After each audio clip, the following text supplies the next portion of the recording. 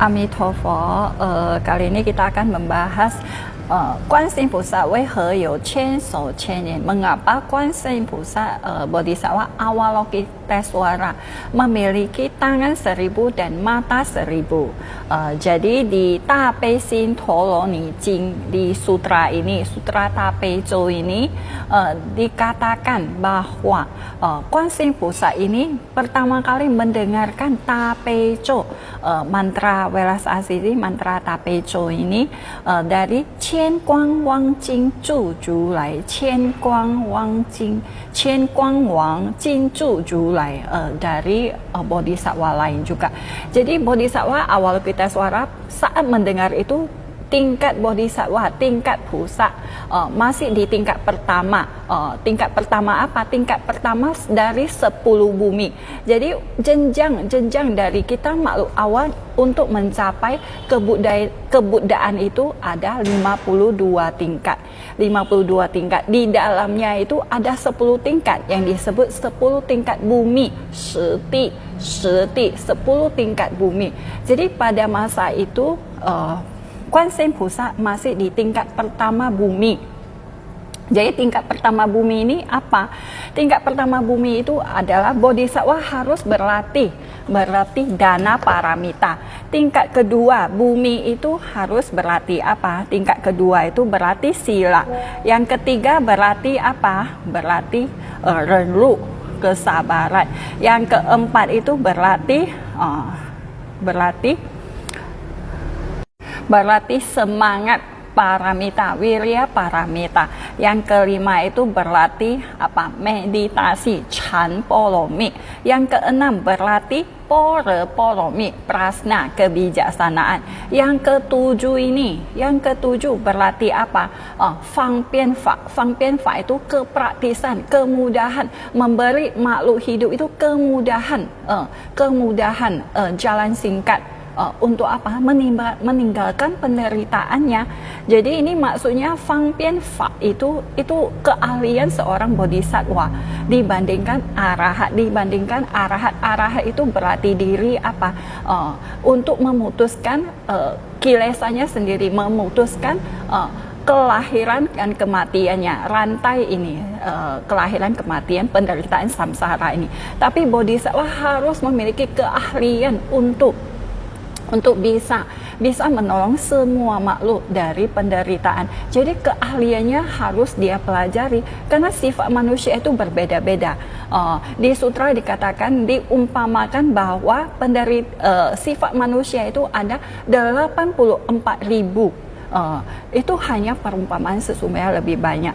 Berarti seorang bodhisattva dia harus memiliki 84.000 keahlian atau pintu dharma untuk lebih memudahkan kita makhluk hidup umat awam untuk memasuki pintu dharma.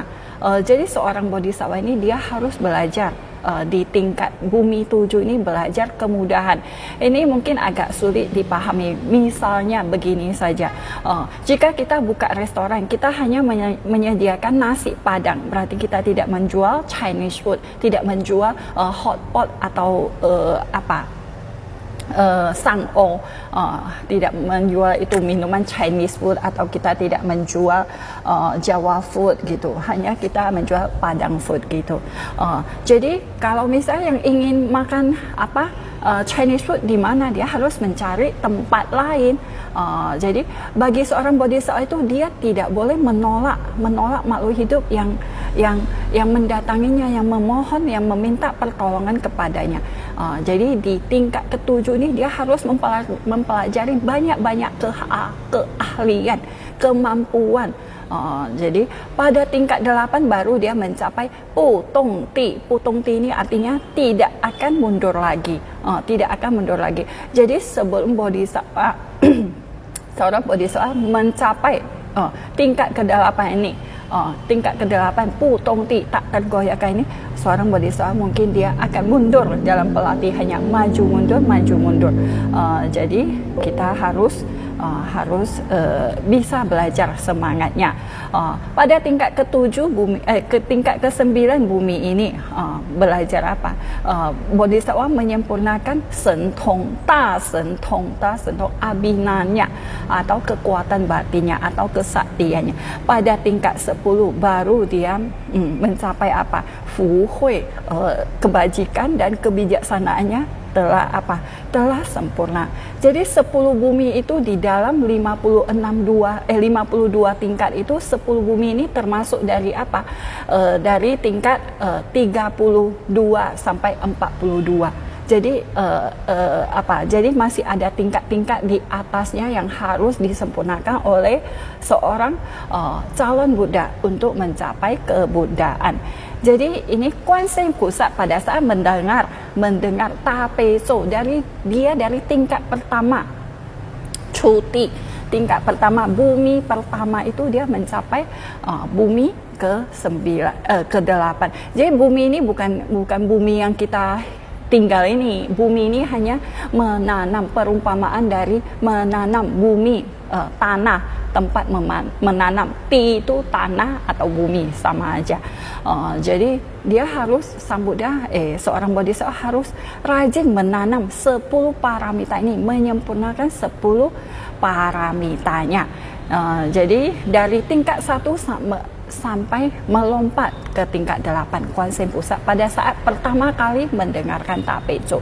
Setelah naik ke tingkat ke-8, Kuan Yin Pusat merasa sangat bahagia, sangat gembira, sangat semangat. Jadi dia bertekad, "若我当来生能利益安乐一切众生者，令我即时生千手千眼记住."